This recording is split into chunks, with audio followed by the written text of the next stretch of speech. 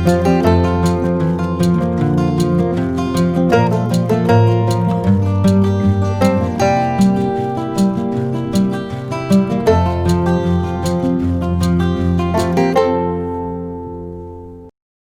गुरु के नाज़रीन की खिदमत में अस्सलामु अलैकुम वरहमतुल्लाहि वबरकातुहू। आज एक बहुत ही इंपॉर्टेंट एस्पेक्ट पे आपसे मैं बात करूंगा और वो है corona virus the new normal या living with corona virus the new normal. तो जैसा कि आप सब जानते हैं कि लॉकडाउन ख़त्म हो चुका है, हमारी वो सारी कोशिशें जो ग्राफ को फ्लैट करने के लिए थी वो नाकाम हो चुकी हैं और अब हम एक फ्री फॉल में हैं, यानी सब तरफ जो है कोरोना वायरस जो है फैल रहा है और हम कम्युनिटी ट्रांसमिशन में दाखिल हो गए। यानी हमको अब ये नहीं पता है कि किससे वायरस किसको लग रहा है। पहले हमको ये पता था, हम ट्रेसिंग करते थे, हमारे पास बहुत सारी ऐप्स थी, बहुत सारे लोग उसमें काम कर रहे थे, लेकिन अब जो है हम फ्री फॉल में है, कम्युनिटी ट्रांसमिशन में है। और जब तक कि वैक्सीन नहीं आ जाती तब तक इस वायरस को रोकना जो है वो मुमकिनात में से नहीं है, ये एक्सपर्ट्स ने कह दिया है। देखिए, दो चीज़ें हो सकती थी, या तो वैक्सीन आ जाती, हम तमाम लोगों को उससे वैक्सीनेट कर देते और फिर हम अपनी ज़िंदगी जीते बग़ैर खौफ व ख़तर के, या ये हो सकता है कि एक बड़ी तादाद में लोग इससे मुतासिर हो जाएं और वायरस जो है हमारे सिस्टम से बाहर निकल जाए। ये दो चीज़ों के अलावा और कोई तीसरा रास्ता हमारे पास, एग्जिट का रास्ता इस कोरोना वायरस से नहीं है। तो अब सवाल ये होता है कि जब तक वैक्सीन नहीं आती है या जब तक कि हमारे पास यानी हर्ड इम्यूनिटी जिसे कहते हैं वो नहीं आती है, तब तक ज़िंदगी कैसे गुजारी जाए। तो इसमें दो ओपिनियन हो गए, एक तो एकदम एक्सट्रीम है, दूसरा दूसरी एक्सट्रीम पे है। एक ओपिनियन ये कह रहा है कि बिल्कुल घर से बाहर मत निकलिए। आपने वो फेक न्यूज़ में सुनी होगी कि 2 साल तक ट्रैवल मत कीजिए, कहीं जाइए मत, घर में बैठे रहिए, किसी से हाथ भी मत मिलाइए, कहीं मिलने की ज़रूरत नहीं है, वगैरह वगैरह।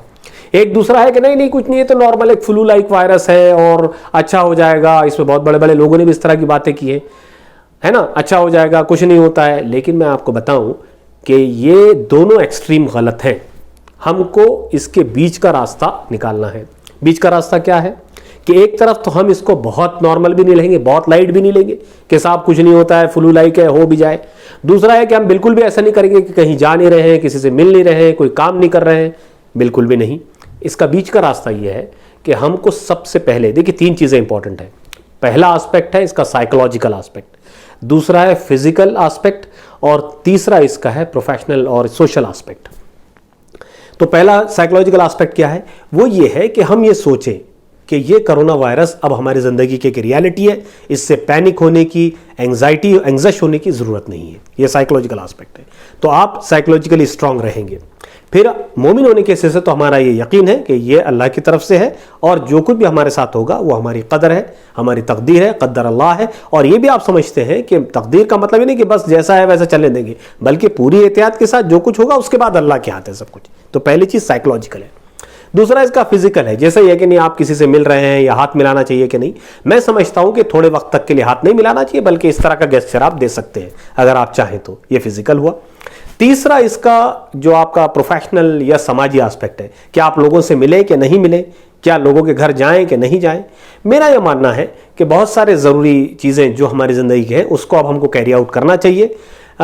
ठीक है, बहुत ज़्यादा गैर ज़रूरी तौर पे नहीं, लेकिन जिनसे ज़रूरत है उनसे मिलना चाहिए, अपने काम को नॉर्मली स्टार्ट करना चाहिए और पूरे जो भी बताए गए हैं उसके तरीक़े, जिसको हम एहतियाती तदाबीर बोलते हैं, उन सब पर अमल करना चाहिए।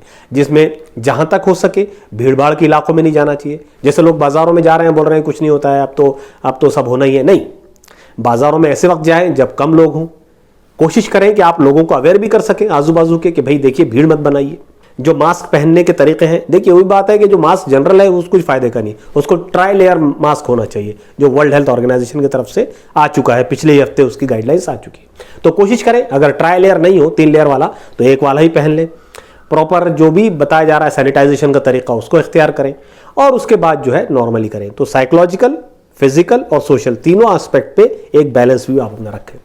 दूसरा ये बात समझने की है दोस्तों कि देखिए मौसम बदल रहा है, इसके एतबार से हर साल जब मौसम बदलता है तो लोगों को बुखार आता है ना, सर्दी होती है, छींकने लगते हैं, खांसी होती है, गले में खराश होती है।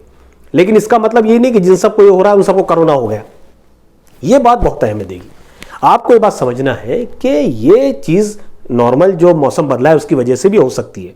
इसलिए जो एक्सपर्ट बता रहे हैं उसके हिसाब से कि पहले इंतज़ार करें, हाँ, अगर आपको सांस लेने में तकलीफ होना शुरू हो जाए तब आपको थोड़ा सा उसको संजीदगी से लेना है और फिर एक्सपर्ट मेडिकल को कंसल्ट करना है। वरना हर खांसी, हर छींक, हर थोड़ा सा गले में खराश आपसे आप ये समझने बैठ जाएंगे कोरोना हो गया, या आपके घर में किसी को हो रहा है तो ये समझने लग जाएंगे कोरोना हो गया। ये सही रवैया नहीं है, ये सही रवैया नहीं है, इस बात को आप समझें। बल्कि नॉर्मल मौसम की तब्दीली की वजह से भी ये सारी चीज़ें आपको हो सकती हैं, तो उसके लिए बहुत सारे एक्सपर्ट गाइडलाइंस हैं, उसको आप फॉलो करें।